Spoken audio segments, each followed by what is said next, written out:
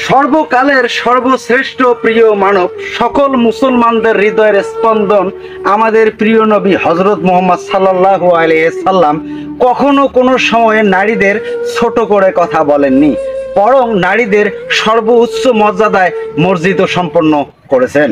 কিন্তু অত্যন্ত দুঃখের বিষয় এই যে চারদিকের অবস্থান বিবেচনা করলে কিছু না বলা কথাও নারীদের সম্পর্কে বেরিয়ে আসে। নারীদের জটিল, কঠিন এবং পুরাতন অত্যন্ত দেহক্ষয়ী একটা রোগ হচ্ছে সব সময়ের জন্য পুরুষদের সন্দেহ করা। কিন্তু বউয়ের সন্দেহ থেকে রক্ষা পাওয়ার জন্য ফুল মিয়া দাড়ি এবং টুপি রেখে 5 ওয়াক্ত নামাজ মসজিদে পড়া শুরু করলেন।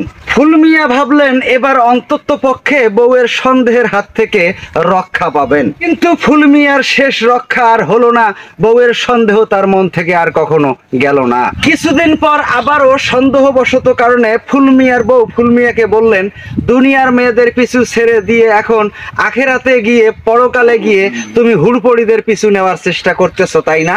ফুল মিয়ার বউয়ের এমন মন্তব্য শুনে ফুল মিয়া আবার সবকিছু ছেড়ে দিয়ে পুনরায় সত্যি সত্যি লিপ্ত হয়ে গেলেন পরকীয়ায়। পরিশেষে আর অবশেষ রইল না, নারীদের এ ধরনের মন্তব্য কিংবা এ ধরনের সন্দেহ যতদিন পর্যন্ত মনের ভিতর থেকে মুছে ফেলতে না পারবেন, আর স্বামীকে আপন করে পাওয়ার সম্ভাবনা থাকবে না। সুতরাং ভালো করে জেনে বুঝে পর্যবেক্ষণ করে পুরুষদের মন্তব্য করা শিখুন।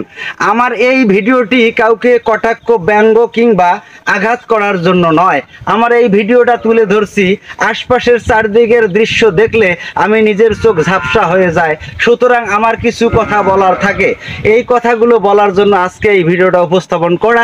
আমার কথায় কেউ কষ্ট পেয়ে থাকলে ক্ষমা সুন্দর দৃষ্টিতে দেখবেন।